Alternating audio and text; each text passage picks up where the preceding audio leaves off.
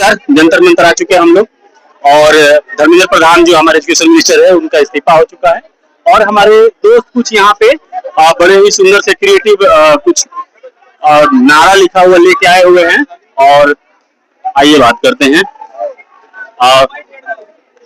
आपका बहुत क्रिएटिव लग रहा है नारा, क्या संदेश देना चाहते हैं इसी माध्यम से?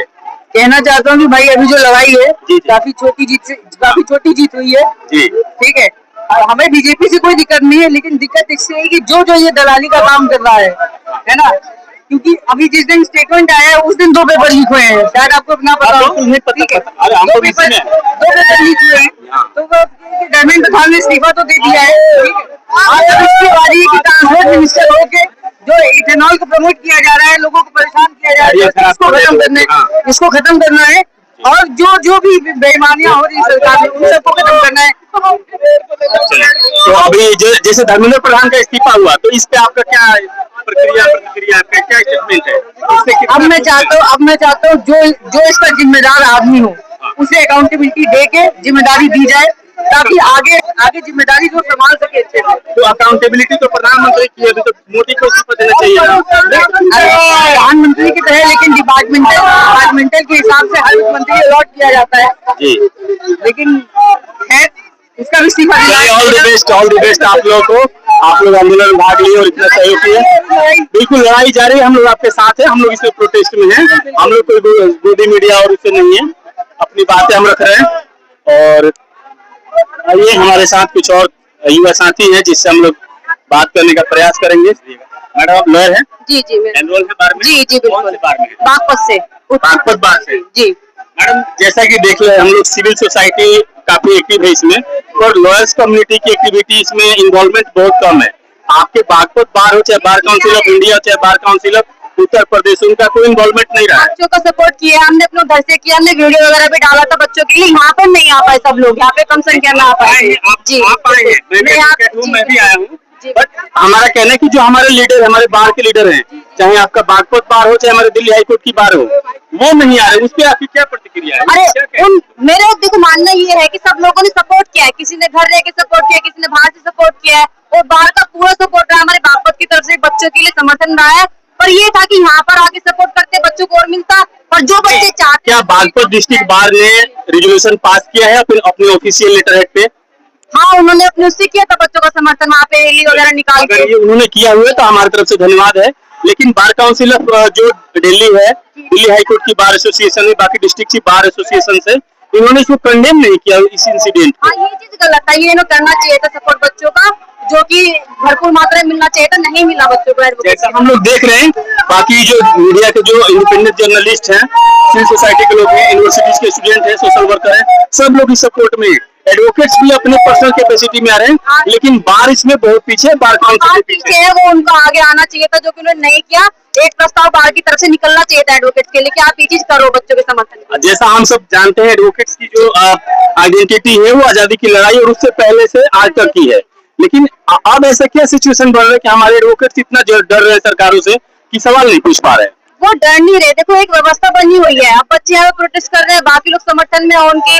अगर ये और चीज चलती तो शायद वो आगे आते, बार की तरफ से कोई प्रस्ताव मिलता बच्चों के लिए कि हाँ बच्चों के सपोर्ट में हमें भी जाना चाहिए।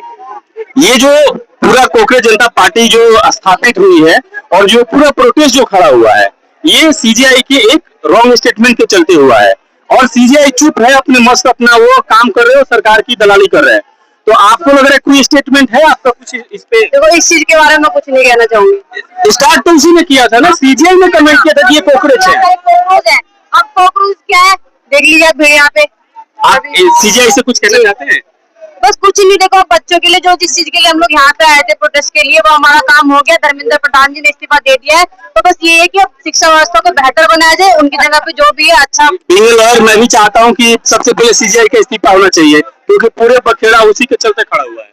जी वो देखो उस चीज के बारे में भी कुछ कमेंट नहीं करूंगी, अलग चीज है। चलिए all the best. Thank you.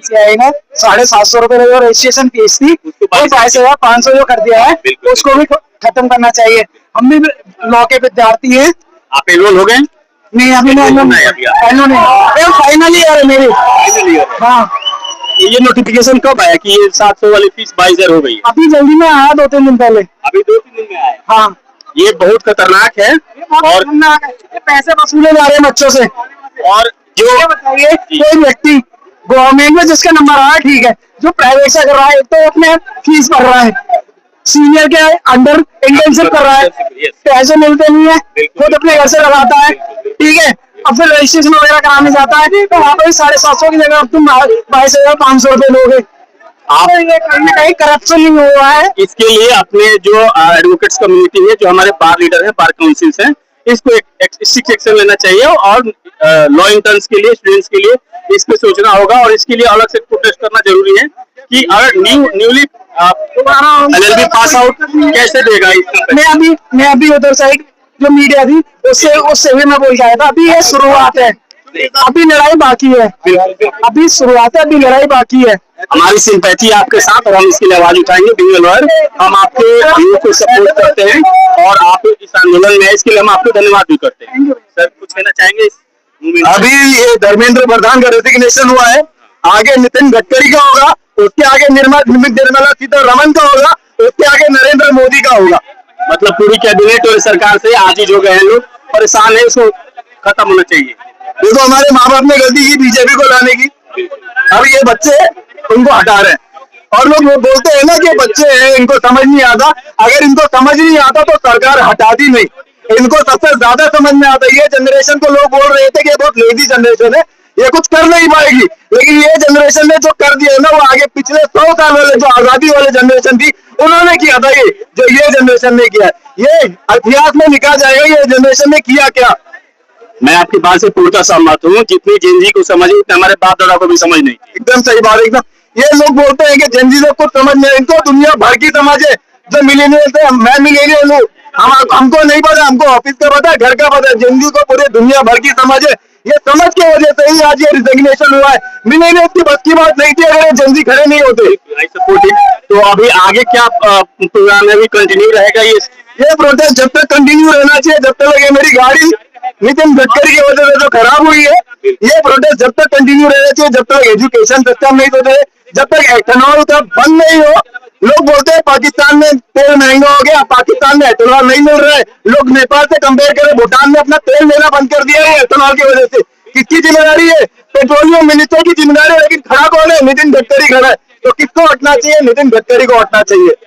और ये जो पेड जो मीडिया है चाटुकार वाली, ये कह रहे कि विदेशी फंडेड है ये आंदोलन। अरे अगर विदेशी फंड होता तो जेपी नड्डा थोड़ी ना आते, सोनम वांगचुक का शरबत पिला दे। अगर ये विदेशी फंडेड होता तो ये जेपी नड्डा सोनम वांगचुक का शरबत पिला रहे तो वो नहीं आते। अगर ये विदेशी फंडेड होता, ये विदेशी कोई फंडेड नहीं, सब अपने पूरे इंडिया से, पूरे दूर दूर से लोग आए हैं यहाँ पे सपोर्ट करने। और इनको पता था सैटरडे संडे भीड़ जमेगी, पहले रेजिग्नेशन करके खत्म करो, नहीं उनको पता था कि होने क्या वाला। इस रेजिग्नेशन से कुछ आंदोलन में फर्क पड़ेगा? आंदोलन में तो अब मेरे को नहीं लगता, आग लग चुकी है। वो टाइम पे जब सोनम वांगचुक जी अनशन में बैठे थे तब वो चिल्ला रही थी ये आग है। और आग भड़काई कितनी है सरकार ने अपनी आंखों से। मैंने 2 लोगों को हॉस्पिटल में छोड़ा जब मंडे को यहाँ पे प्रोटेस्ट था, 2 लोगों को राम मनोहर हॉस्पिटल में छोड़ा है, 2 लोगों को। बहुत बुरा था भाई, लोगों के मुंह पे मार दिया तो लाठी से, नहीं करना चाहिए। शायद अगर वो नहीं करते तो इतना आउटलेट नहीं मचता, लेकिन उन्होंने करके अपने बोलते पैर पे कुल्हाड़ी मार दी लोगों ने। तो ये मोदी की जो थूक के चाटने की वाली आदत है, तो वो कह रहे थे कि अभी इस्तीफा कुछ भी धरना कर लो, प्रदर्शन कर लो, हम कुछ नहीं होने वाला। भैया मित्रों से फ्रेंड्स में आ गए और आगे आगे किस पे क्या मालूम। अभी रुको, वेट एंड वॉच, अभी आगे बहुत बाकी है। बहुत बहुत धन्यवाद से बात